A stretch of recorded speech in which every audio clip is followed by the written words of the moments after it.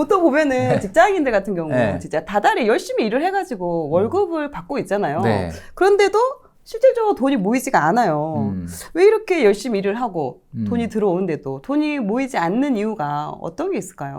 일단은 뭐 저도 90년대 초반에 직장 생활을 시작을 했는데 직장 생활한 분들의 애환이 뭔지 너무나 잘 알고 있어요. 우리 코크님도 직장 생활 오래 하셨다고 네, 아까 얘기 맞습니다. 들었는데 직장 생활이라는 거는 뭐 내가 월급을 아무리 많이 받더라도 쥐꼬리라는 그 타이틀이 항상 따라다니는 게 월급이지 않습니까? 그러니까 뭐 이거 이게 모을 게 어딨어 이렇게 얘기하시는 분들이 굉장히 많거든요. 사실은 그런데 이제 가장 중요한 게 이제 90년대 직장 생활을 시작한 저하고 지금 젊은 세대 분들하고 좀 다른 게 뭐냐면 그때는 20대 때 결혼을 했던 것이 거의 보편적이었잖아요. 지금은 결혼을 하든 안 하든 그냥 선택의 문제고. 맞아요. 그러니까 옛날에는 그냥 직장 잡으면 결혼해야 되는데 결혼 자금 어떡하지?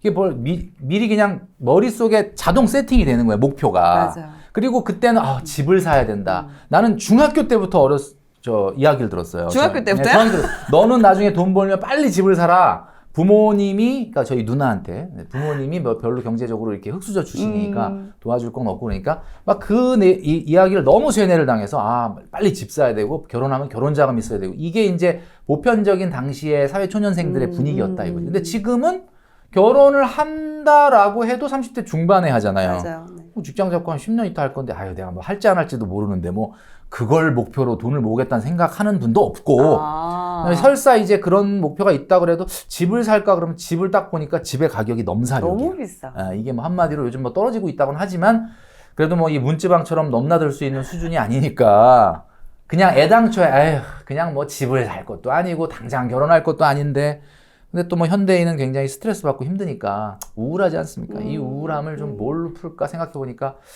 뭐 이걸 사볼까, 저걸 먹어볼까, 저길 여행 가볼까, 캠핑을 할까 이렇게 하다 보니까 목표는 뒷전이 되고 그냥 소비가 얘는 한때는 욜로라 그랬는데 요즘은 이제 플렉스라고 하잖아요. 네. 플렉스. 근데 지금 제가 뭐 책에도 그런 얘기했지만 이제 시대가 바뀌었지 않습니까?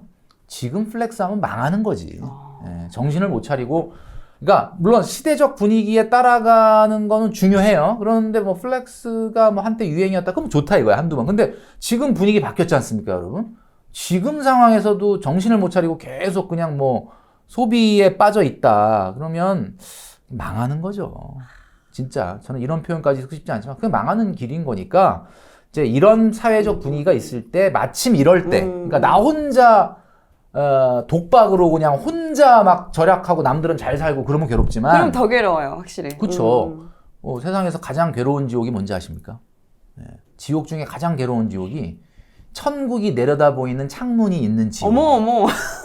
그러니까 다 같이 지옥이면 괜찮아. 그치. 어차피 너도 힘들고 나도 힘들고. 뭐 고3 때 우리가 힘든데 어떻게 살았냐. 뭐 돌아보니까 옆도 고3 다 고3. 다 똑같네. 그런 거야. 이렇게 되잖아요. 그러니까 우리가 군대 때 남자분들 아시겠지만 힘들지만 어떻게 버텨요? 전우가 다 힘드니까 버틴 거거든. 자, 그러면 지금 우리가 허리띠 졸라매자, 짠테크를 당분간은 해야 된다, 돈을 모으자 이런 분위기가 지금 여러분한테만 주어지는 게 아니지 않습니까? 지금 뭐 국가도 기업도 허리띠를 졸라매잖아요. 그러니까 이런 분위기 때 해야 돼. 이런 분위기 때 하면 덜 힘들어요. 그러니까 제가 이번 책인 오늘은 짠테크 내일은 플렉스 좀 갖고 오셨는데 이 책에 이왕이면 좀 재밌게 보자. 플렉스 할 때가 아니고 좀 짠테크지만 짠테크도 참 보람있고 재밌게 해보자라는 내용을 담은 거기 때문에 요럴 때는 좀 목표의식을 좀 갖고 해야 되겠다. 그러니까 질문이 아마 왜 안 될까요? 라고 했는데 결국은 이제 목표의 문제인 것 같아요. 그러니까 우리 요즘 젊은 세대가 목표를 잡기가 좀 어려운 세대인 거는 사실이죠. 왜냐면 좀 어느 정도 잡을만 해야지 이게 좀 노력을 해서 안 할 잡힐 텐데. 정도로 먼 것 같으니까. 그러니까 뭐 1억 모으기를 강조하는데 1억이 멀다 싶으면요. 정말 5년, 6년 지나서 1억을 모아라. 난 너무 먼 것 같은데. 그러면 3년에 5천으로 해보는 건 어떨까? 3년에 5천만 원 큰 돈입니다, 여러분. 맞아요. 진짜 이거 엄청나게 큰 돈인데 내가 내 힘으로 내 손으로 5천만 원짜리 통장을 만들어서 손에 쥐는 날 본인이 느끼는 성취감을 한번 경험을 하신 분은 절대 제가 봤을 땐 재테크 실패 안 할 거예요. 그걸 꼭 한번 경험을 해보실 필요가 있다. 일단은 목표를 잡고 그리고 또 지금 현재 분위기상 막 욜로하는 이런 분위기는 아니니까 그렇죠. 이 분위기에 어느 정도 좀 맞춰서 좀 소비를 많이 통제하고 좀 목표하는 맞아요. 금액을 모아보는 게 오히려 좋겠다. 근데 욜로 플렉스 하는 분위기는 아닌데 여전히 하는 사람이 주변에 있어. 있어요. 인스타 그러니까, 보면 골프 치고. 그러니까 우리가 솔직히 얘기해서 우리의 소득이요. 우리의 소비가 그냥 우리 소득에 맞춰지면은 아무 일도 안 일어납니다. 근데 인스타에 맞춰지니까 문제가 생긴다. 여러분 인스타에 속으면 안 돼요. 그분들이 인스타 올린 거 그분의 라이프가 아닙니다. 요즘 여성분들 같은 경우는요. 그 골프웨어를 한 5개 챙겨가가지고 골프를 치러 가는 분이 있어. 골프웨어를 5벌씩 가지고. 왜냐면 골프 치는 거엔 관심이 없고 사진 찍기 중간중간에 위해서. 계속 옷을 갈아입으면 사진을 찍어서 이 사진을 매일 올리는 거야. 그러면 팔로워들이 봤을 때 야, 이 사람은 매일같이 골프장을 가네? 너무 여러분 그거 멋있다. 속으면 막 안 이런 됩니다. 생각하고. 여러분 그분도 그거 연중 행사로 한 거야. 근데 그게 그 사람 라이프라고 생각하고 야, 이 사람의 라이프가 이러네? 그러고 나도 따라 하면은 이거 큰일 나는 거지. 왜냐면 우리가 보통 특별할 때 사진을 찍잖아요. 그렇죠. 일상인 건 사진 안 찍거든요. 맞아요. 집에서 혼자 김치찌개 밥 먹는 거 사진 안 찍는단 말이에요. 맞아요. 오히려 되게 좋은 데 그러니까 가고. 인스타에 올라오는 걸 그 사람의 생활이라고 생각하시면 절대 안 됩니다. 여러분, 제가 캐디한테 들은 거예요, 이 얘기. 캐디 분들이 환장하겠다는 거예요. 왜 이렇게 잠깐만 서서 화장실 가서 옷 갈아입고 미치는 거지 이게. 그러니까 지금 뭐 골프를 치러 온 거지. 골프는 못 친대. 골프는 계속 삽질만 하고 이러는 거지. 미치겠다 진짜. 알겠습니다. 네네. 또 요즘 또 시기 골프 또 많이 치다 보니까 또 그 그러니까. 얘기도 같이 나온 것 같은데요. 그럼 이제 짠테크를 하려면 말씀하신 것처럼 지금 5천만 원을 목표로 삼으라고 하셨잖아요. 3년에 5천만 원 괜찮지 3년 않습니까? 5천만 원. 132만 원만 저축하시면 됩니다. 이거 할 수 있잖아요. 오, 이것도 뭐 월 소득에 따라서 그 기간은 이거는 또 줄어들 수도 있고. 132만 원은 월소득 관계없어. 내가 봤을 때. 아니 무슨 월소득이 관계 200 벌어도 하세요. 그냥 132. 최소 무조건. 하고 그 200 안 벌 때는 어떻게 살았어 그러면? 그러니까 잘 생각해 보시면 내가 132만 원 3년에서 5천 만들어 보자 하려고 그러다가 아이 난 안 돼. 내가 200밖에 못 버는데 이걸 어떻게 하냐? 그럼 200 안 벌 때는 어떻게 살았냐고. 그러니까 이거는 여러분들이 먼저 하고 그 다음에 그거에 맞춰서 생활을 해본 노력이 필요한 거지. 아니 어떻게 내가 월급 200이나 버는데 내가 어떻게 한 달에 70만 원만 갖고 생활하냐. 지금 이러고 있는 거거든요. 네, 그렇게 생각하시면 안 되죠. 일단 무조건 선저축을 하고 그럼요. 그 예. 최소 금액이 132만 원은 맞아요. 그 저축을 무조건 해. 내가 소득이 뭐 직장인의 많든 적든 의무 저축입니다. 132. 많으면 좀 더 이제 네. 저축 금액을 좀 늘릴 수도 있는 거고. 당연히 더 많이 해야 되는데 워낙 이제 사회초년생들 중에 이제 월급이 적은 분. 맞아요. 제 일화를 소개시켜드리면 저는 네. 1990년대 후반에 직장 생활을 시작했는데 저는 155만 원이 첫 월급이었어요. 근데 지금 화폐 가치로 얼마일지 모르겠는데 하여튼 뭐 한 300만 원 되려나? 당시에 삼성그룹이 굉장히 월급을 짜게 줬기 때문에 지금은 삼성그룹이 이제 업계 좀 최고 수준을 주지만 그때는 뭐 업계 중간 수준밖에 안 줬기 때문에 155만 원 받아가지고 124만 원 저축했거든요. 오, 네? 네, 그러면 31만 원 남지 않습니까? 근데 여러분 착각하시면 안 되는 게 지금 그 화폐 가치가 지금 화폐 가치랑 달라. 제가 131만 원 갖고 생활했다 그래도 지금 돈으로 그 31만 원이 아마 한 6, 70은 될 것 같은데 네. 6, 70도 대단하다 생각하는데 그때는 이게 없었어요. 핸드폰이. 스마트폰 없었고 인터넷 없었고 배달 없었고 놀토 없었고 엽떡 없고 뭐 이러니까 아시겠죠? 왜 그런지 분위기가. 그리고 이제 직장생활 오래 해보셔서 아시잖아, 코크님이. 네, 네. 25년 전이면 뭐 90년대 같은 경우는요. 직장에서 이거가 많았다고, 술 문화. 맞아요. 매일 끝나면 맞아요. 끌려가서 먹어야 되는데 맞아요, 여가가 맞아요. 없습니다. 그리고 주말도 출근했거든요. 그거 아시죠? 아, 예, 저도 그때 주말 놀토가 출근한- 없었어요, 여러분. 놀토가 어딨어. 토요일 날 1시에 퇴근을 하는 거였는데 높은 분들이 안 가면 밑에 사람이 못 가는데 높은 분들이 4, 5시까지 신문을 봐. 토요일 날. 환장하는 겁니다. 이거. 지금 못 가요. 그러니까 생각해보니까 그때에 비해서 지금은 너무 좋은 거지, 사실은. 돈을 쓸 시간이 그렇죠. 좀 돈을 많고 쓸 시간과 여가 생활이 길어진 그리고 거죠. 돈을 쓸 그런 이거. 환경이 주어졌기 때문에 네, 그래서. 오히려 더 소비가 더 늘어나는 그런 지금 맞아요. 자극을 더 많이 그러니까 받고 지금 있긴 있는 하네요. 분들이 이해는 가. 어느 정도는. 그러니까 상당히 저랑 다른 컨디션이죠. 제가 어디 가서 몇 번 얘기는 안 했는데 제가 입사 동기 중에 유명한 분이 있단 말이에요. 네네. 여러분 잘 누구요? 아시겠지만은 그 정용진 부회장이 제 입사 동기. 어머. 그래서 오. 그분이 저보다 나이는 2살 많은데 같이 삼성그룹에 입사를 했고 저는 4년 6개월 만에 대리를 달았는데 그분은 4년 6개월 만에 상무가 되더라고요. 어쨌든 저는 뭐 그렇게 저축을 빡세게 사실은 해서 단시간 내에 그러니까 진짜 10년 6개월 만에 3억 3천을 모았거든요. 그래서 그 이후에 직장 생활을 하면서 물론 뭐 약간의 우리 사주도 있었고 뭐 이런 건 있었지만은 사실 2005년도에 이제 집을 사면서 이제 사실 월급쟁이 부자, 그때는 월급쟁이 부자라는 개념도 없었고 그냥 부자가 돼야 되겠다 생각을 했는데 어쨌든 초반에 강력한 저축 드라이브가 이 시드머니가 얼마나 중요한가는 제가 방송이나 유튜브에서 엄청나게 얘기했지만 정말 중요한 겁니다. 그래서 여러분 132만 원 좀 꼭 하시기를. 그럼 좀 소득이 높으신 분들은 그 소득 대비 어느 정도 몇 퍼센트 정도 소득이 높다 그러면 4,500만 원이다 그러면 265만 원은 해야 된다. 왜냐하면 265만 원 3년 모으면 딱 1억 되거든요. 그러니까 한 50% 정도 되네요? 4,500이 아니 50% 그렇죠. 그러니까 500 근데 참 희한한 게 포크님도 잘 아시겠지만은 내가 무수히 많은 직장인들을 만나지 않습니까? 참 재밌는 게 여러분 뭔지 아세요? 제가 얼마 전에 만났는데 두 부부가 차인 지급액으로 한 달에 월 1,500을 벌어요. 30대 초반인데. 와, 많이 버네요. 뭐 직장이 요즘은 뭐 핵심 인재들한테는 월급을 많이 주나 봐요. 근데 하여튼 뭐, 야, 대단하지 않습니까? 그냥 그렇게 1,500, 나 같으면 1,500 정도 요즘 세상에 내가 30대 초반에 애도 없는데 그 정도 번다 그러면 그냥 뭐 그래도 좀 문화생활이나 이런 데 좀 지출할 것 같은데. 충분히 뭐 너무 잘 이분 즐길 놀라지 것 마십시오. 같아요. 220만 원 생활비 쓰고 나머지 싹 다 저축합니다. 그러니까 이분들이 소득이 높으니까 자존감이 높고 자존감이 높으면 목표가 높아요. 난 최소한 이 정도는 10년 후에 살아야 된다. 이게 강하다 보니까 지금 굉장히 재테크도 열심히 하고 심지어는 나까지 찾아와서 어떻게 해야 되냐 이렇게 자문을 구한단 말이에요. 그런데 내가 딱 보기에는 야, 좀 저쪽 좀 바짝 해야 되겠다 하는 분들이 라고 하는 오히려 분은 플렉스가 날라다녀요. 그러니까 이게 사회적으로 여러분 구조적인 양극화가 생기는 게 아니고요. 저는 항상 말씀드리지만 저는 가난한 집에서 태어나서 흙수저지만 항상 머릿속에 뭐가 있었냐면 이거를 어떻게 5년, 10년 후에 바꿀 거냐에 대한 생각이 강했단 말이에요. 그러니까 가난한 자들의 빈곤이라는 거는 금전적 빈곤이 아닙니다. 열정의 빈곤이야. 뭔가 바꾸려는 의지가 없어, 내가 봤을 때. 물론 2,300 월급 받는 분들 잘 들으십시오. 그거는 당연한 겁니다. 여러분들이 지금 시기에 사회초년생이 아주 특별한 경우가 아니면 다 어려워요. 맞아요. 네, 그거는 여러분들 잘못이 아닌데. 저도 처음에 60만 원 당연하지. 받았습니다. 다 155만 원. 그러니까 그런데 뭔가 이거를 미래에 바꾸겠다라는 열정이 없어지고 그 어려움에 적응해 버리시면 끝나는 거예요. 그러니까 내가 딱 봤을 때는 돈이 없고 조금 버는 사람 많지. 근데 문제는 이거를 발버둥 치고 열정으로 뚫어내는 사람이 있는가 하면 내가 딱 보니까 그냥 그 어려움에 적응했어. 아주 잘 살아. 편안해. 이런 경우는 극복이 안 됩니다. 그래서 여러분 그거를 꼭 절대 금전적 빈곤이 문제가 아니라 열정이 빈곤하지 않은지를 본인한테 물어보십시오. 그리고 또 지금의 소득이 앞으로 뭐 10년, 20년 계속 꾸준히 가는 게 아니잖아요.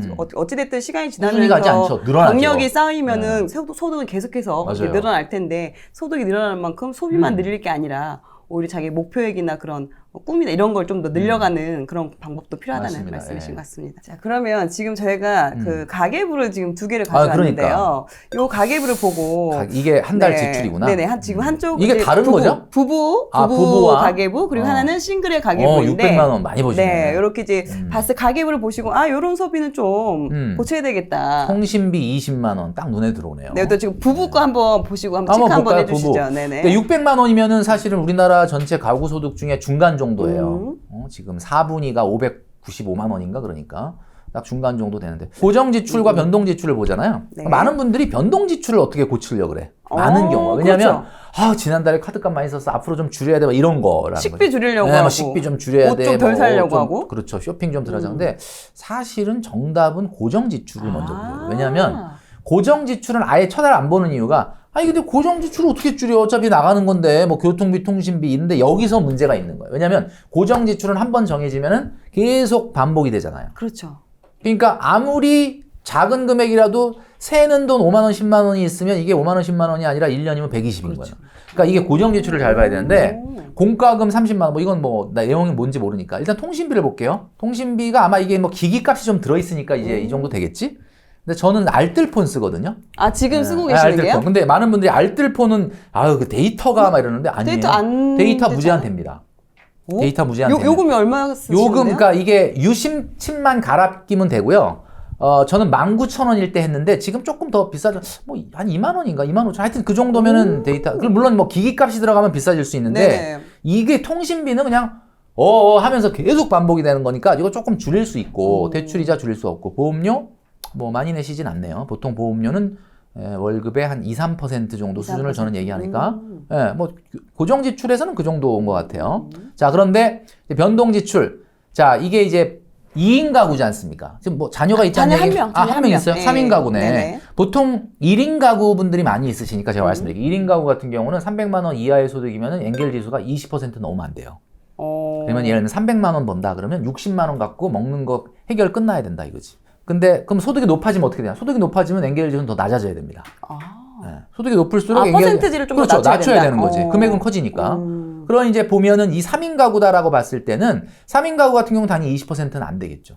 최소한 제가 봤을 때는 25에서 30은 좀 많을 것 같다라는 생각이 드는데 그러면 600만 원에 20%면은 120이고 20%, 25% 잡으면 뭐 제가 봤을 때는 한 150만 원 안에서 좀 해결이 되면 진짜 아주 나이스한 건데 일단 외식비와 생활비가 100만 원에 뭐 다른 내용이 없네. 예, 보니까 이분은 굉장히 사실은 아이가 있으면 아이 육아비가 80만 원. 이건 육아 교육비구나. 교육비. 먹는 건 아니잖아요. 네네. 그러니까 이분은 굉장히 준수한 편이네요. 일단 이 변동 정도면? 지출은. 예.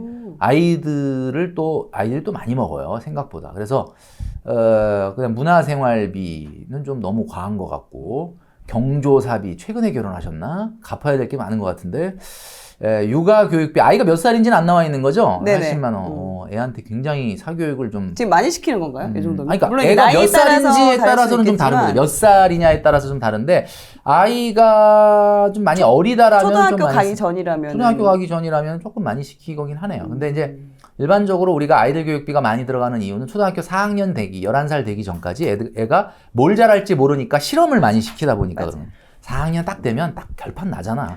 공부에 소질이 있는지 운동에 그러면 그 다음부터는 절약을 하셔야 돼요.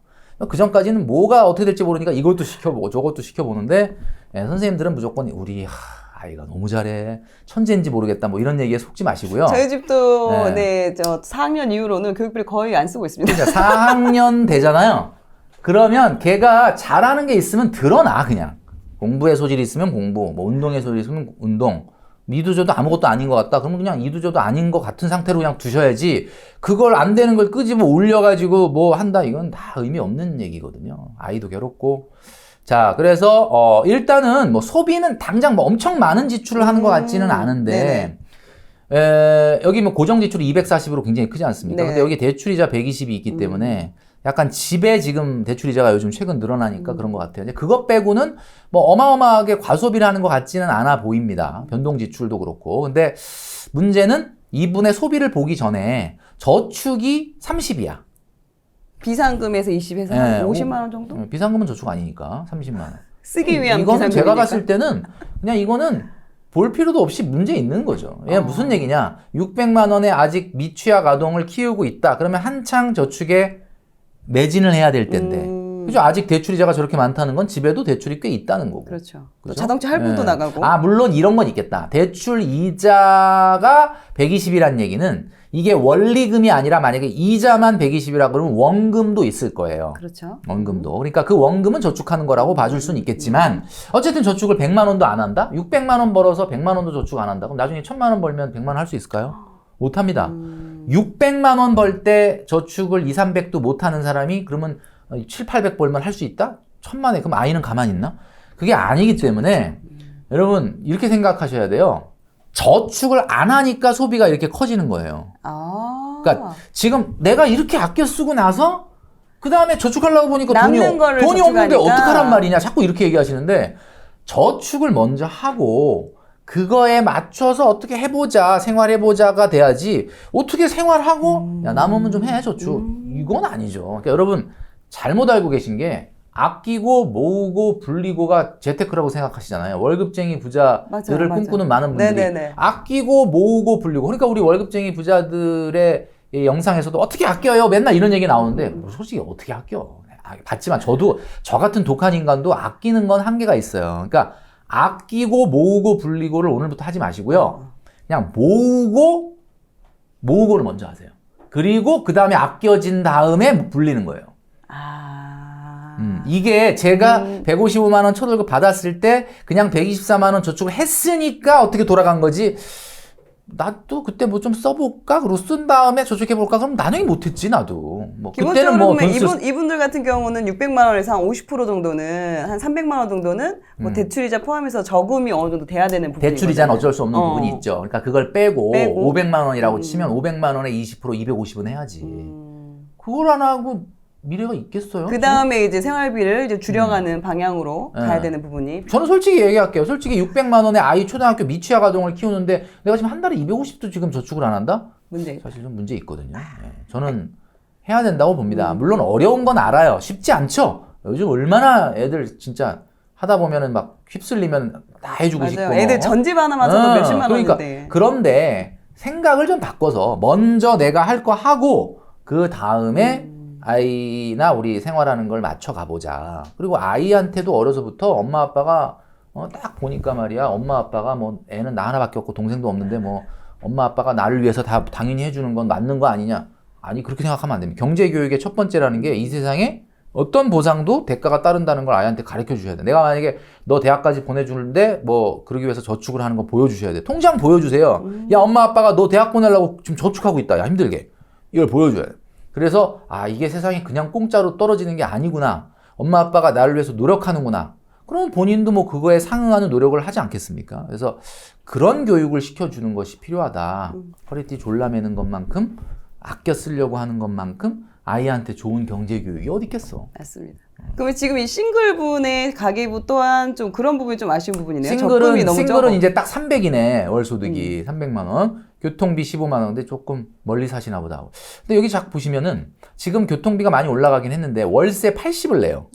월세를 80을 낸다는 월세하고 거는 관리비 포함해서겠죠? 월세 관리비. 자, 그러면 월세 80을 내는 이유가 뭐야? 그럼 직주 근접 때문에 80 낸 거 아니야? 그러면 교통비가 줄어들어야 되는데 아니, 교통비도 이렇게 많이 쓰는데 월세도 많이 쓰면 이거 도대체 어디서 하시는 거야? 제가 그러네요. 봤을 때는 월세를 줄이든지 교통비를 걸어 다니는데 가서 월세는 내더라도 내가 교통비는 절약하고 시간은 절약한다든지 아니면 내가 뭐 멀지만 교통비만이 나와도 월세를 내겠다. 저렴하게? 이건 이도저도 아무것도 아니잖아요. 지금. 그 월세를 왜 내? 그러니까 월세를 내지 말고 지방에서 이제 지방에서 올라오면 어쩔 수 없지. 맞아. 그런 분들은 어쩔 수 없죠. 그런데 저는 집은 가난해도 집이 서울이어서 너무 부모님한테 감사한 혜택 게 받으신 거예요? 맞아. 난 몰랐어. 그때 몰랐는데 서울에서 태어난 것만 어쨌든 그냥 서울에서 태어나서 그냥 회사를 엄마가 해주는 밥 먹으면서 다녔어요. 네, 다녔는데 뭐 그러니까 제가 80% 저축했겠지. 근데 어쨌든 이거 잘 보시면은 이게 월세 80 좀 줄일 수 있는 방법이 없는가를 좀 연구를 해야 돼요. 물론 이분이 어떤 상황인지 정확하게 못 들었으니까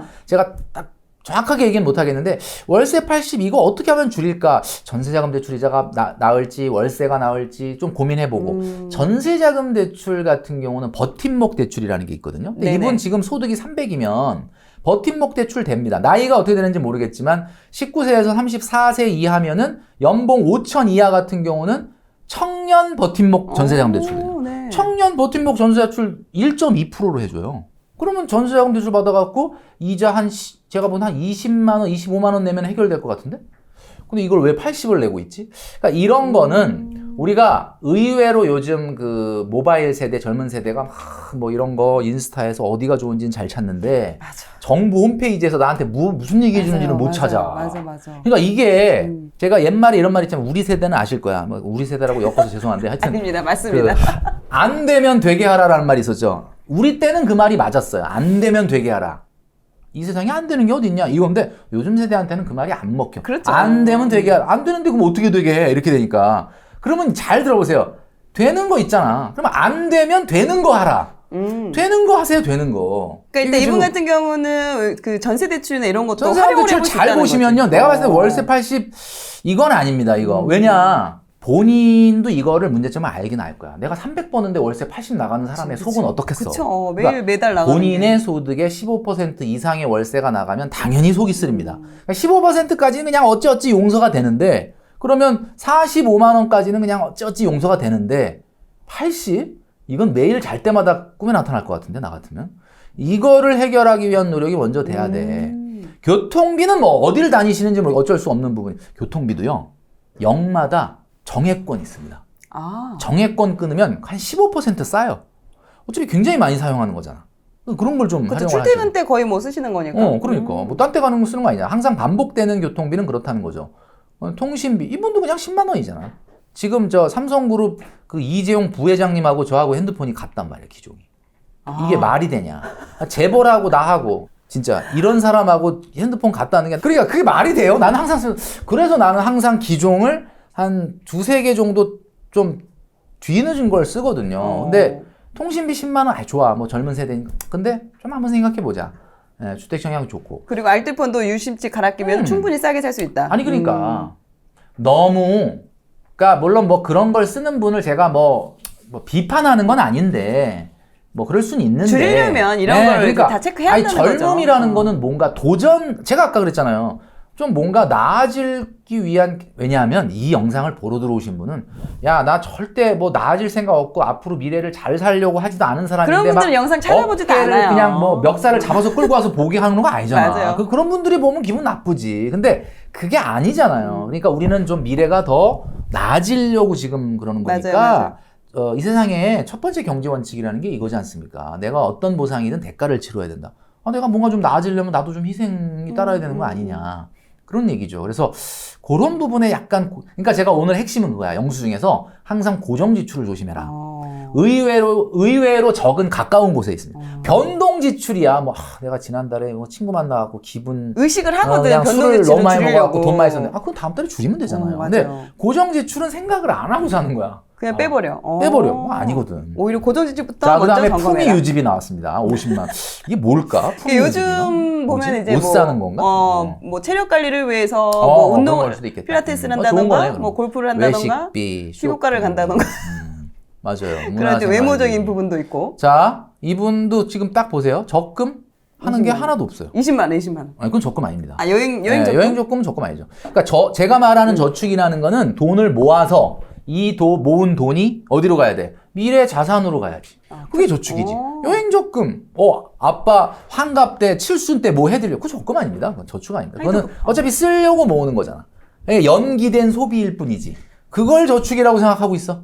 아이고. 그러게 따지면 그럼 적금이 하나도 없는 상황이네요? 그러니까 이분의 문제점도 마찬가지야. 제가 아까 얘기했잖아요. 이분은 사실 어찌 보면 굉장히 좀 공허한 마음일 거다. 왜냐면 저축하는 게 없으니까. 미래의 가능성이 늘어나는 게 하나도 없어. 희망이 안 보여. 남보기에는 좋아 보일지도 몰라도. 그러니까 자꾸 품위유지비를 쓰려고 그래. 자꾸 인스타에 뭘 올리고 내가 나는 행복하다. 난 잘 지낸다. 근데 순간적일걸요? 맞아요. 아마 이 저축을 안 하면 자존감이 안 올라가요. 저축을 먼저 해라라고 좀 말씀드리고 싶습니다. 그랬던 것 같아요. 저도 아가 싱글일 때 이제 돈을 이제 안 벌다 보니까 이 돈 쓰는 재미에 특히 이제 쇼핑센터 가면은 막 카드 긁으면 되게 친절하게 잘 해주잖아요. 요즘은 돈 모으는 재미에 빠졌죠. 그렇죠. 지금은 이제. 봐봐. 얼굴이 지금 돈 모으는 재미에 빠진 얼굴인데 그러니까 돈 쓰는 얼굴은 아니야. 지금 보니까. 어쨌든 돈 좀 써야 되는 얼굴인가요? 아니 그러니까 돈 안 썼다는 게 아니라 얼굴이 일단 광채가 있게 후광이 딱 있잖아. 이게 결국 자존감에서 나오는 거예요. 내가 이제 나는 라면을 먹어도 기분이 좋아. 왜냐면 뭐 나 내 통장이나 뭐 내 집이나 뭐 이런 거 보면 뭔가 이런 게 있는 거야. 근데 화려한 거 먹고 사진 찍어봐야 공허한 메아리일 뿐이죠. 예, 진짜. 써서 없어지는 건 의미 없다. 그러니까 그냥 인스타그램, 카톡에 그냥 사진만 남겨놓는 건데, 그거 뭐 아닙니다. 제가 봤을 때. 네, 일단 저축액을 크게 늘려야 된다.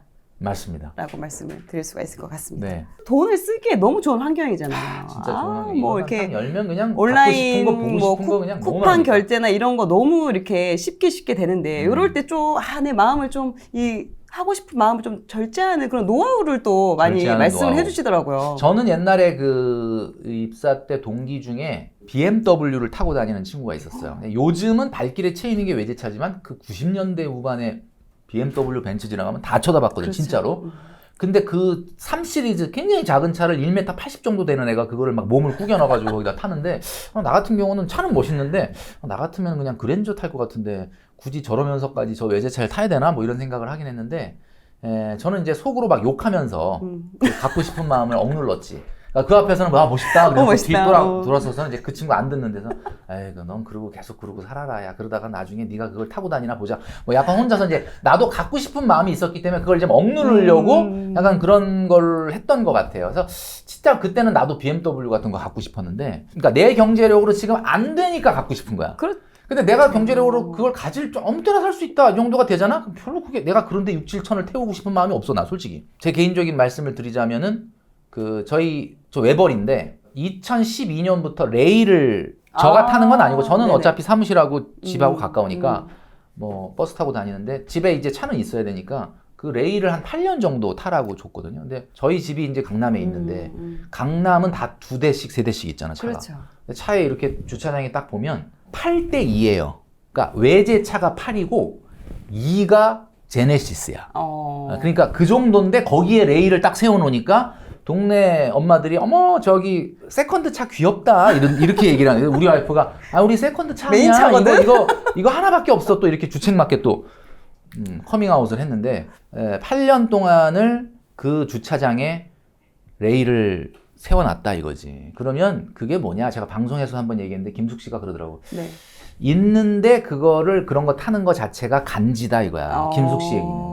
그게 그런 게 간지구나. 뭐 어떻게 억눌렀느냐 뭐 이런 이야기를 하자면 사실 딱히 저도 어떻게 했는지는 잘 모르겠는데 저는 그거보다 이런 생각이 들거든요.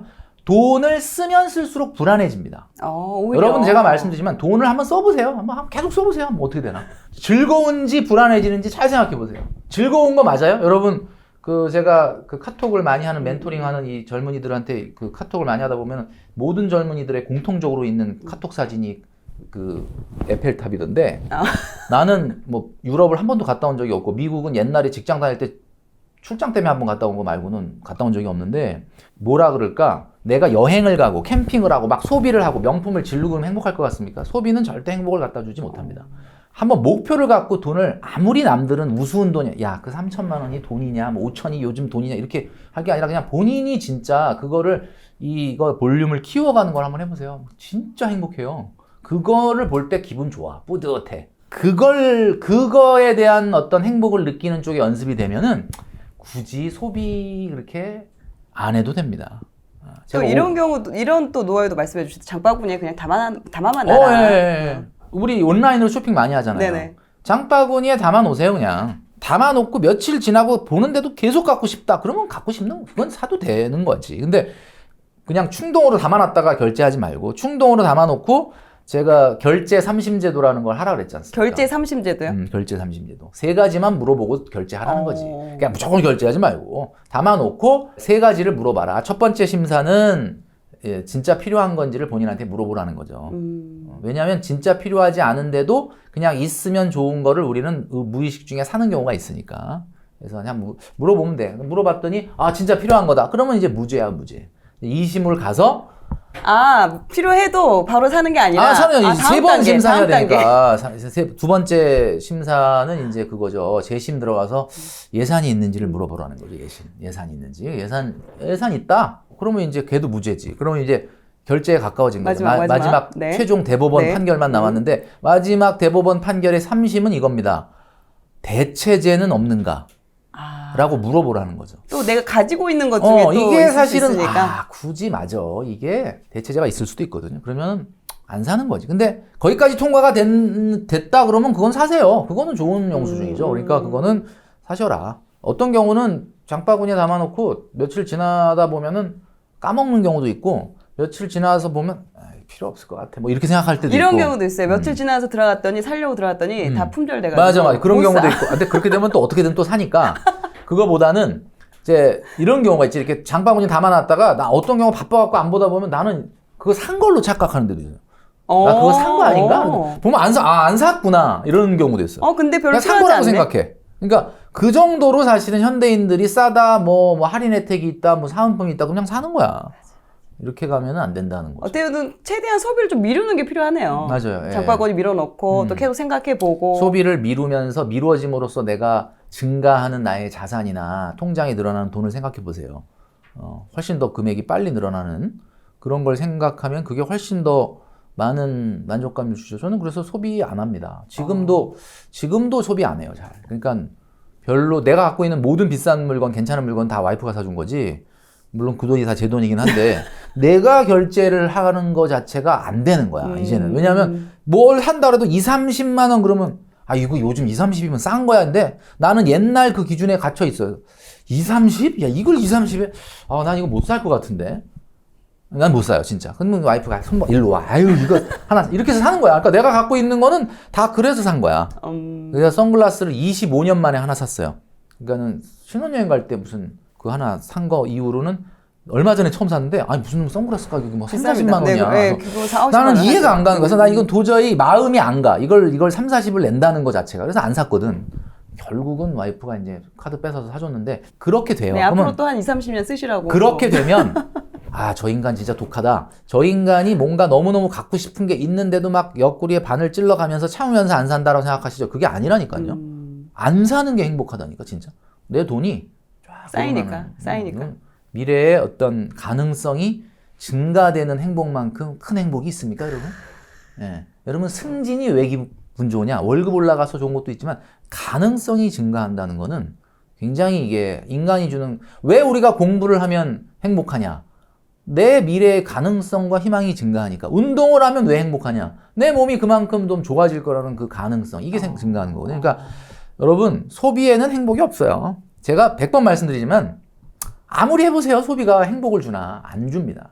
절대 행복을 안 줍니다. 제가 2021년 9월 달에 그 한국경제TV 유튜브에 나가서 그 당시에 코스피가 3,160이었는데 너무 막 주식이 올라가는데 그만해라 주식. 이제는 현금으로 바꿔라. 그만하고 현금을 투자해라. 아마 이제 앞으로 조정이 크게 올 건데 내년 되면 어떻게 될지 모른다. 2,000 초반, 2,400까지 빠진다. 이 얘기했다가 욕 바가지로 먹었습니다. 왜냐하면 국민이 정말 재테크인 주식을 모욕했다는 그래갖고 댓글이 막 엄청나게 악플이 달렸거든요. 그러니까 여러분 지금 떨어진다라는 건 무슨 얘기냐면은 지금 사라는 뜻은 아니지만 뭔가 앞으로 나한테 기회가 올 가능성의 시장이 열리는 거 아닙니까? 근데 사실은 저는 이렇게 봐요. 이제 경제 상황이라는 게 한 두세 달 정도의 어떤 로드맵에 대한 그 뭐 우리나라 한국은행이나 연준이나 사실은 경제 운용 방향이나 금리 통화 정책의 방향이라는 거를 좀 안정적으로 알려줌으로써 시장을 좀 이렇게 안심시켜야 되는데 최근에 이제 우리나라 주가가 크게 흔들렸던 이유는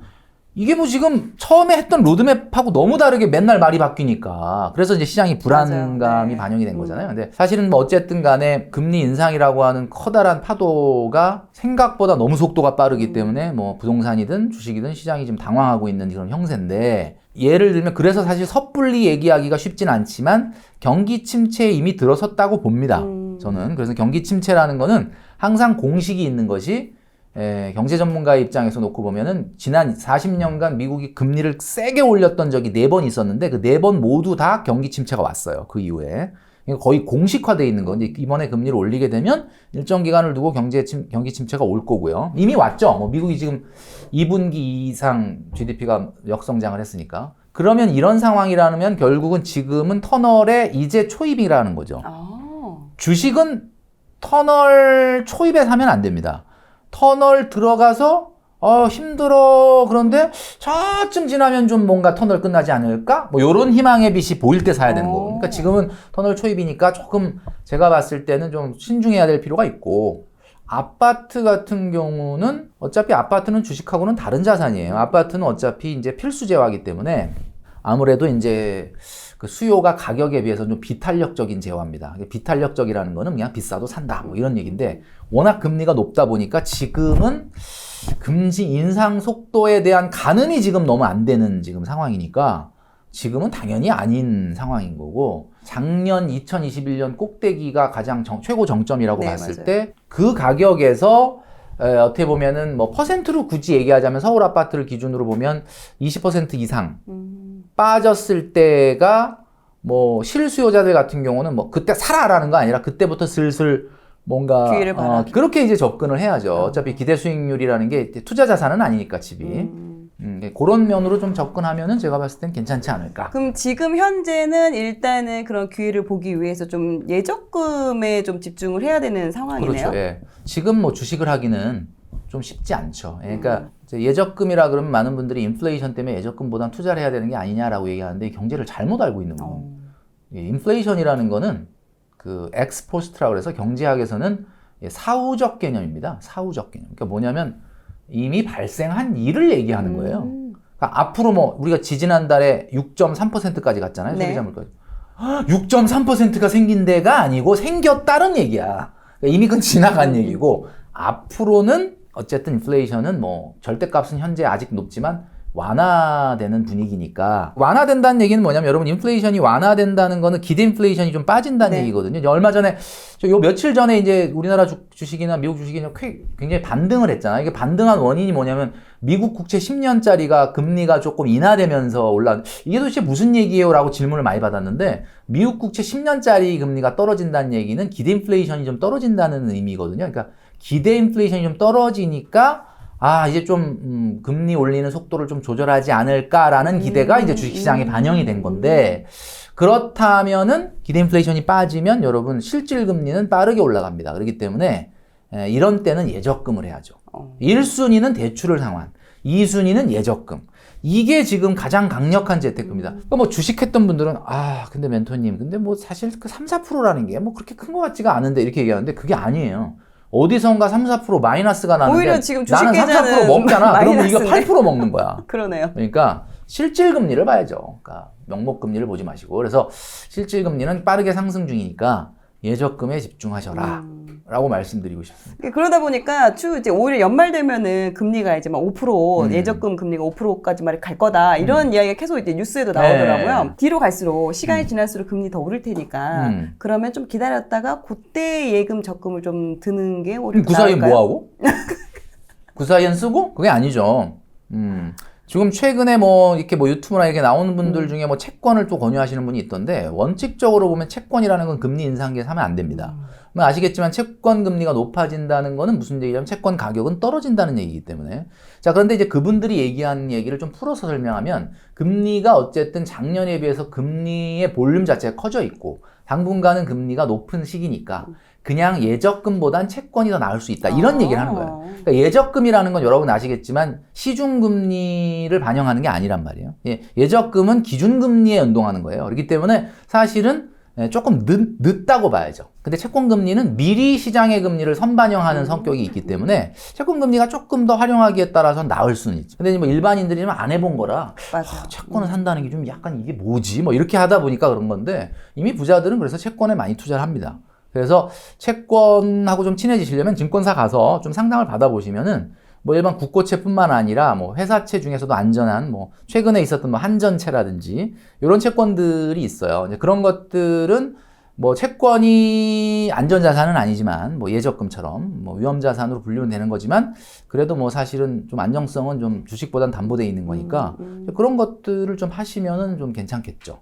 그리고 뭐 또 예적금 오른다고 굳이 안 하고 기다리고 있을 필요는 없는 거네요. 네, 그런 질문을 하는 사람은 적더라도? 제가 봤을 땐 그 마음속에 그냥 하고 싶지 않은 거야. 그러니까 이제 그냥 안 하시는 게 나아요. 그러니까 핑계대는 거야. 질문 의도 자체가 그냥 어떻게 좀 안 해볼까, 빠져나갈까, 그냥 하지 마세요. 예. 그러니까 그렇게 뭐 예를 들면 그러면 그 사이에 뭔가 굉장히 그 예적금 금리 오를 때까지 기다리면서 뭐 딴 거 할 수 있는 뭔가 대단한 게 있다면 뭐 하시면 되는데 지금 그렇지는 않거든요. 그래서 맞아요. 핑계대지 말고. 네, 핑계대지 말고 지금 당장 좀 하자. 지금 당장 네. 예적금 넣어라. 맞아요. 그렇다면 혹시 그 예적금 넣을 때 좀 주의해야 할 부분들이 있나요? 뭐 좀 장기로 이거를 한 번에 넣어야 되는지. 그러니까 이제 제가 채권을 얘기한 게 채권이라는 것 자체는 내가 예를 들면 이게 좀 자금을 활용해야 되겠다 생각하면 채권 시장에다 채권을 팔면 되는 거고 만기까지 끌고 갈 이유가 없지 않습니까? 물론 만기까지 끌고 가면 최초에 약정했던 이자와 원금을 받는다라는 건 있지만 중간에 채권 가격이 금리 인상과 인하에 따라서 뭐 변동은 하지만 내가 유동성이 있는 그러니까 자금 운용에 있어서 조금 편리한 면이 있다. 예적금이라는 건 그냥 또 만기까지 꼭 가야 될 것 같고 근데 이제 그 금리가 빠르게 올라가면 이게 이제 금리를 빠르게 업데이트는 안 해주니까 되도록이면 6개월이나 1년짜리 금리로 이렇게 돌리시는 게 좀 좋을 것 같아요. 너무 장기로 하시는 거는 금리 인상기에는 좀 지양하시는 게 좋지 않을까라는 생각을 합니다. 6개월에 1년 단위로 하고 또 이제 목돈을 한 번에 하나에 넣는 것보다 약간 쪼개서 넣는 것도 괜찮겠네요. 왜냐면 이제 필요할 때 아니 뭐 쓸 수도 있고. 일단은 그 최근에 이제 불거진 문제가 뭐 오늘 아침에 기사에도 나왔던데 이제 아무래도 이제 금리가 높은 이금융권의 대출을 받았던 사람들의 문제, 뭐 이제 상환에 대한 문제 이런 것들 때문에 저축은행들이 BIS 비율이라든지 네네. 저축은행이라는 건 아무래도 이제 리스크를 좀 많이 신용 위험이 많은 사람들한테 주로 돈을 빌려주는 그렇죠. 금융기관이다 보니까 이제 만약에 금리가 계속 이렇게 올라가고 신용 위험이 발생을 하면 막 집값이 막 전세가 이하로 떨어지고 이러면 어떻게 되냐. 그래서 최근에 이제 저축은행의 금리가 좋았지만 또 저축은행에다 하는 게 맞나? 뭐 이런 어떤 우려가 있어요. 그러면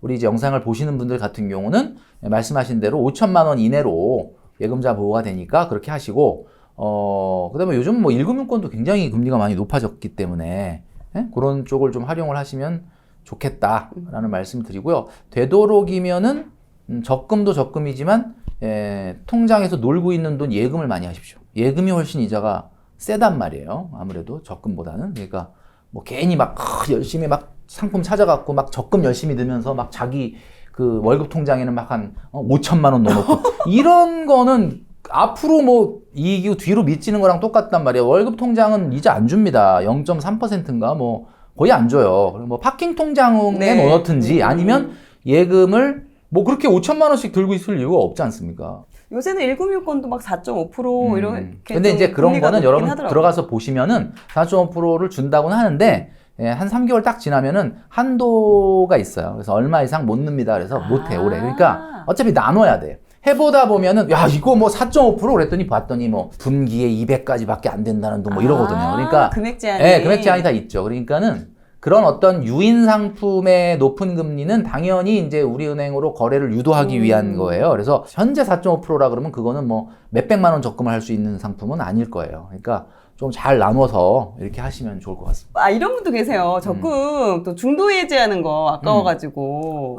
중도 해지라는 거를 아까워하시면 안 돼요. 그러니까 갈아탈 땐 그냥 과감하게 갈아타라. 그러니까 이게 보험이 아니지 않습니까? 중도 해지 이율이라는 거는 페널티의 성격이 아니에요. 그러니까 예를 들면 1년을 다 유지했을 때 뭐 3%를 준다고 약속을 했는데 너가 10개월 있다 해약을 하니까 3%에 10개월치만 준다. 근데 이제 뭐 가끔은 그 10개월치에 뭐 90%만 주겠다. 뭐 이런 경우는 있긴 한데 그 페널티가 어마어마하지 않거든요. 그렇기 때문에 그러니까 우리가 흔히 아까 제가 132만 원 저축해라 이런 얘기 했는데 그냥 하세요. 하다가 깨면 어떻게 깨도 돼요. 뭐 가다가 중지하면 옛날에 뭐라 그러냐면 안이간만 못하리라 그랬잖아요. 그렇죠. 근데 요즘은 가다가 중지하면 간 만큼 이익입니다. 그러니까 어려워하지 말고 그냥 해라. 그리고 더 높은 금리 나오면 또 그쪽으로 갈아타면 되는 거고. 그렇죠. 근데 뭐 그 갈아타는 금리가 뭐 엄청 차이가 안 나면 그냥 가는 게 낫지만 굉장히 큰 게 나왔다. 그럼 갈아타면 되지 뭐. 요즘 같은 그런 경기 침체나 이런 저성장 시대의 이야기가 또 좀 많이 나오는데 네. 그럼 앞으로 이런 좀 자산 시장이 어떻게 흘러갈 건지 또 자산 그 양극화 이런 이야기도 또 이제 이야기가 나오더라고요. 자산 양극화라는 거는 자본주의의 원래 역사예요. 그러니까 자꾸 뭐 양극화 얘기가 요즘 나오는 게 아니라 원래 자본주의의 역사가 양극화의 역사입니다. 왜 그러냐? 왜 양극화가 생기냐? 아까 제가 얘기했잖아요. 돈 1,500만 원 버는 사람은 악착같이 하고 있고 지금 이제 돈 좀 모아라 그러는 사람은 저렇게 쓰고 있고 이러니까 양극화가 되는 것도 있고요. 그다음에 또 하나는 양극화라는 건 기본적으로 경제에서 이야기하는 한계 소비 성향이라는 게 있습니다. 많이 들어보셨죠? 한계 소비 성향이 뭐냐? 소득이 높을수록 소비를 많이 못한다 이런 얘기예요. 어떻게 소득이 높은데 소비를 못하냐? 자, 3천만 원 버는 사람과 300만 원 버는 사람이 있어요. 둘이 똑같이 10%가 소득이 늘어납니다. 3천만 원 버는 사람이 하루아침에 300만 원을 더 벌어. 그러니까 300만 원 벌던 사람이 갑자기 30만 원을 더 벌어. 300만 원 버는 사람이 30만 원 월급 올라가면 30만 원 다 씁니다. 그죠?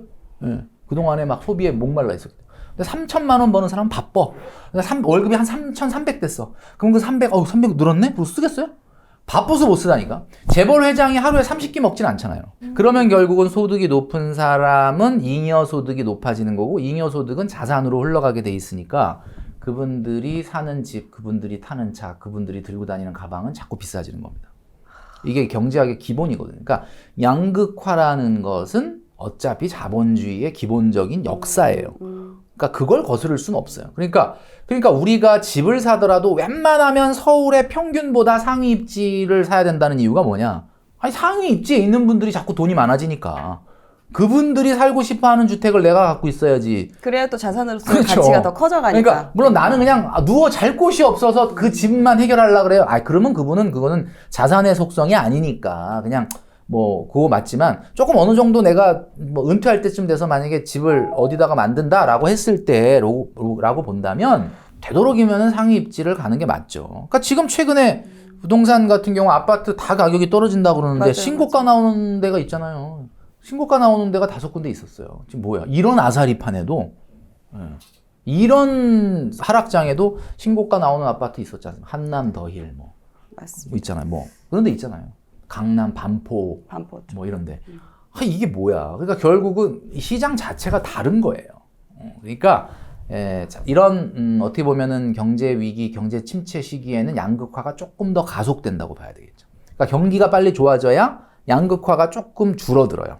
어찌됐든 뭐 자본주의 사회에서는 자산 양극화는 일어날 수가 없는 상황인 거고, 그러면 내가 지금 현재 뭐 월급 300만 원 받고 있는 상황이면 그 좀 소득이 늘어날 만큼 더 거기에서 좀 더 지금 현재에서는 더 가계부를 좀 조여서 소득을 계속 저축이나 이런 부분을 좀 더 늘려가는 수밖에 없는 상황이네요. 어떻게 보면 지금. 우리가 뭐 10% 절약을 했다. 그럼 야, 그 10% 늘어나서 뭐가 바뀌겠냐? 이렇게 생각하는데 그 10%를 절약하는 행동을 하는 사람은 그걸 행동을 하면서 본인 모티베이션이 일어나요.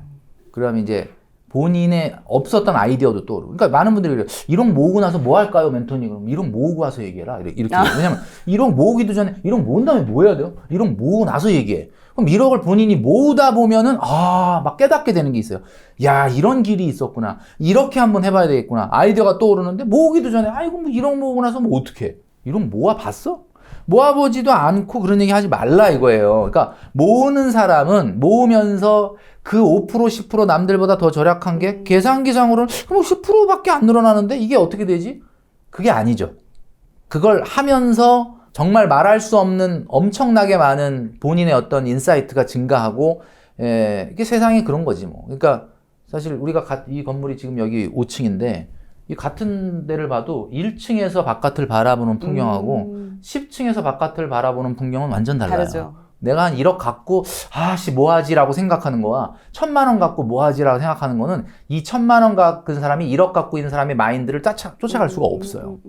또 요즘 강남의 음마 아파트가 작년보다 거의 6억 가까이, 그러니까 최고가에서 떨어졌다는 그런 그 기사가 나오고 있는데 지금 현재 그런 부동산 시장 상황은 또 어떻게 보시는지?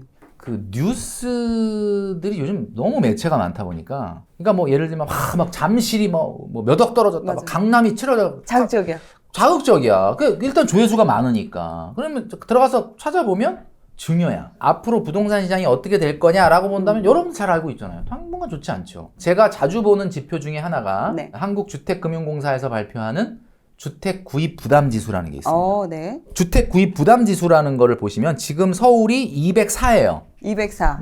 204라는 게 무슨 뜻이냐? 주택 구입 부담 지수라는 건 서울의 평균 소득자가 평균 집을 사는데 자기 소득의 25%를 이자와 원금을 내는 돈으로 써야만 살 수 있다가 100이거든요. 근데 지금 204라는 이야기는 한 자기 소득의 한 월급 타면 한 55%를 이자 이런 거에 태워야 살 수 있다 이런 거잖아요. 네네.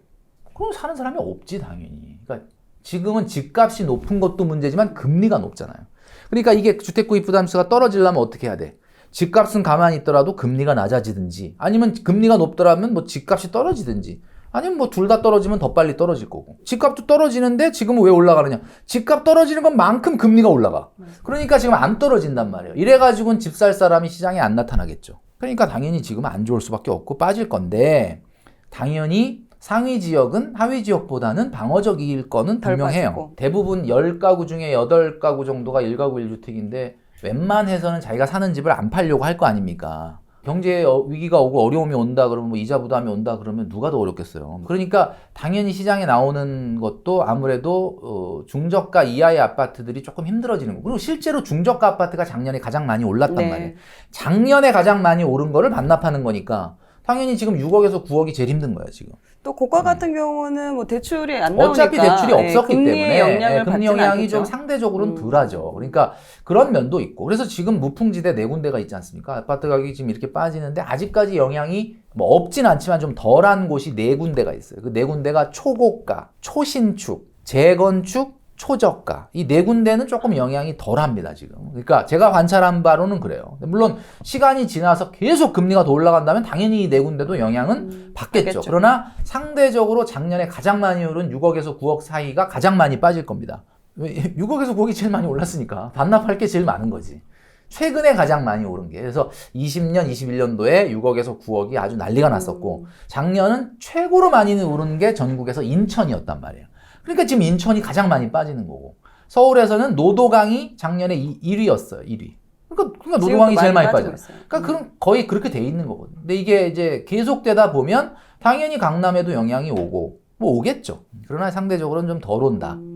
일단은 신용 위험까지 안 넘어가려면 세입자한테 뭐 전세 자금을 못 주는 이런 사태까지 가지 않으려면 그냥 한 25% 정도에서 마무리가 되고 바닥이 잡혀야지. 더 빠진다 그러면은 사실은 이거는 전체적인 사회 경제적인 신용 위험의 사태가 이게 지금 전세 자금을 상환을 못하는 디폴트 그 상황이 생긴다 그러면 이거는 전 국민의 문제가 돼요. 왜냐하면 전세자금 대출이라는 게 누가 해준 거냐면 은행이 해준 그렇죠. 거죠. 은행이 누구 돈이야? 국민들 돈이거든요. 뭐 많이 떨어져서 조금 지금 뭐 영끌로 최근에 집 산 분들한테 죄송하지만 조금 희망이 생기길 저도 바라지만 너무 막 30-40% 이거는 경제를 무너뜨릴 수 있는 일이라 좀 그런 상황까지는 안 갔으면 하는 게 바람인데 일단 현재 상황에서는 최근에 또 연준의 발언이 약간은 그래도 이제 주변을 눈치 보는 식의 약간 립 서비스를 좀 해줬기 때문에 조금 금리 인상 속도라든가 이런 걸 좀 주변을 좀 봐가면서 좀 해야지. 그거를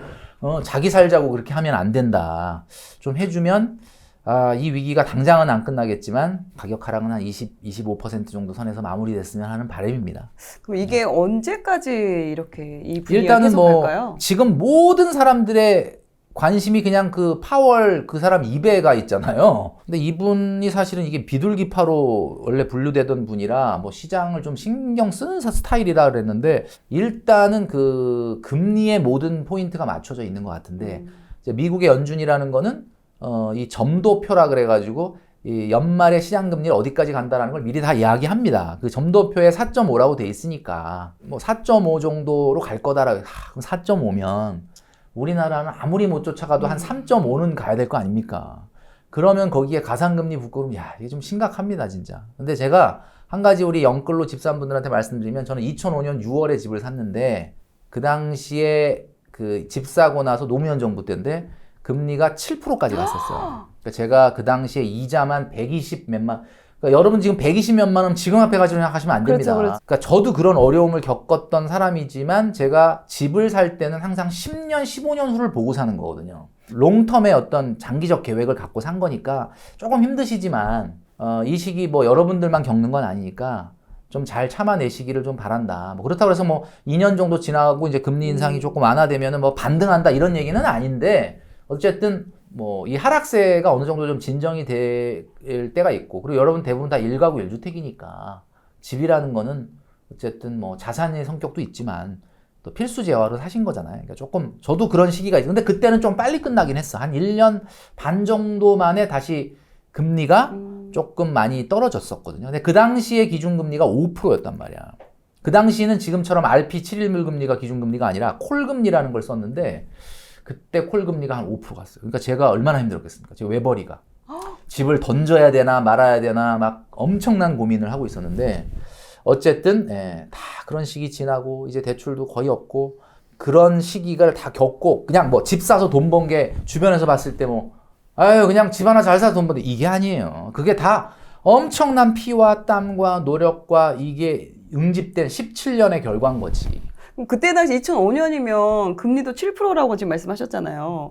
순간적으로 그럼 그랬죠. 주변에서 그렇게 집 사는 거에 대해서 타반대했죠. 그러니까 그때 샀다는 게 아니라 2005년도에 집 사고 한 1년 후부터 금리가 이제 높아졌던 거지. 그러니까 뭐 저는 뭐 당연히 뭐 다 뜯어 말렸죠 그때. 근데 나는 뭐 그때 제가 영끌 원조거든요. 영끌 하신 분들 보시는 분들 제가 희망을 드리면 제가 영끌 원조입니다. 진짜예요. 왜냐면 2005년 6월에 제일은행 그 차장님이 저한테 그랬어요. 이렇게까지 해서 사시는 이유가 뭐예요? 라고 난 얘기해요. 왜냐면 은행 대출도 부족해서 신용대출 땡기고 엄마한테까지 빌려서 샀으니까 그냥 목숨 걸었지 거기에. 근데 잘 버텨가지고 지금까지 왔죠. 작년 이렇게 영끌하신 분들 같은 경우 지금 이게 계속 빠지니까 이거를 그렇지. 내가 던져야 근데 되나 저는 고민 많이 하실 것 같거든요. 저도 빠지는 걸 경험했어요. 그러니까 집을 사고 그게 한 10억까지 갔다가 막 엄청 이러다가 이명박 정부 때 그 연도가 몇 년도지? 그때 집값이 한 1억 이상 강남도 빠지는 걸 경험을 하니까 진짜 머리가 하얘지더라고요. 이자와 종부세까지 내고 그러니까. 앉아 있는데 이게 집값이 빠지니까 막 진짜 저는 이해합니다. 근데 모르겠어요. 다시 그런 시장이 온다라고 막 그렇게 말씀드리기는 어려우나 제가 그 사이에 그럼 17년 동안 경험한 엄청난 그 고뇌, 그 가장으로서 양쪽에 나 혼자 보는데 스트레스 이거 그러니까 이제 많은 분들이 저분이 저 돈을 안 쓸 수밖에 없겠다. 뭐 이런 생각을 하는데 하여튼 진짜 저는 그렇게 살았지. 예. 어떻게 보면 지금 되게 걱정 많이 하고 계시는 분들이 계셨을 텐데. 그러니까 저는 좀 힘내라고 또, 말씀드리고 싶어요. 보시고 그리고 또 약간 희망을 또 네, 가질 수도 있을 것 희망을 같아요. 드리자면 어차피 대한민국은 집이에요. 뭐 아시겠지만 그래서 시작하신 거죠. 조금 뭐 타이밍을 잘못 잡으시거나 그런 거는 있을 수는 있겠으나 어쨌든 장기적으로 봤을 때 20년, 30년 후에 주식을 갖고 은퇴하는 사람하고 서울의 요지에 또는 수도권의 요지에 아파트를 갖고 은퇴하는 사람이 누가 이기겠습니까? 상대 가치로. 재테크는 상대 가치입니다, 여러분. 내 집이 5천 빠졌어. 너무 괴로워. 주변에 1억 빠진 거 보세요. 그럼 나는 5천 번 거야. 지금 여러분, 진짜예요. 이게 상대 가치로 보는 거거든요. 저는 맨날 계산하는 게 우리 집을 집값으로 안 봐, 나는. 항상 내가, 우리 집 얼마야? 이거로 안 봐. 우리 집 팔면 저 경기도 어떤 아파트 몇 채 사냐. 이걸로 항상 보거든요. 그러면, 내가 2017년 그 문재인 정부 시작할 때 우리 집 팔아서 경기도에 저 아파트 3.3채를 살 수가 있었어. 근데 지금은, 3.8채를 살 수가 있어. 그러면 내 재산 늘어난 거 아닙니까? 늘어났죠. 네. 그러니까 뭐 그 가격 움직이는 거 보지 말고 구매력으로 보세요. 구매력. 그러면 여러분들 집값 떨어진다고 괴로워하지 마십시오. 여러분들 집값만 떨어지는 거 아니잖아. 여러분들보다 집값보다 더 떨어지는 데 있으면 여러분 돈 버는 거지. 그 여러분들 집값 오를 때 막 5천만 올랐다고 좋아했잖아. 그 길 건너 1억 올랐잖아. 여러분 집 5천 빠진 거였다니까. 그게 일가구 1주택은 그렇다고 봐요. 그때 지금 또 이제 하나 궁금한 게 네. 지금 11년 전에 서울 아파트가 11년 장차 평당 5천만 원 이상 갈 것이다 이런 이야기를 2011년도에 평당 강남이 아니라 서울 아파트가 5천 될 거다 이 얘기했다고 저 인간 방송에 못 나오게 해라라고 막 항의도 많이 들어왔거든요. 그래서 생각해 보면 그때 예측을 잘못했어. 평당 5천이 뭐야 지금 평당 1억이 넘잖아요. 그렇죠. 지금 예측을 제가 잘못한 거, 내가 잘못했네. 내가 아주 큰 실수를 할 뻔했네. 내가 잘못했어. 그러니까 하여튼 이게 바로 제가 생각하는 양극화의 역사를 얘기했던 거죠. 그때 말씀하신 게 그런 아파트 가격이 올라가는 그런 타이밍을 알 수 있는 게 있다라고 말씀하시면서 이제 통화량과 이렇게 연관을 지으신 것 같아요. 통화량은 진짜 안 보는 지표잖아요. 여러분들이 환율이나 뭐 금리는 체크해도 통화량 안 보지 않습니까? 통화량 제가 말씀드릴게요. 지금 현재 우리나라가 3,720조입니다. 우리가 통화량을 M2라고 얘기를 하는데 아마 경제 관련된 과를 나오신 분들은 알 거예요. M2가 뭔지.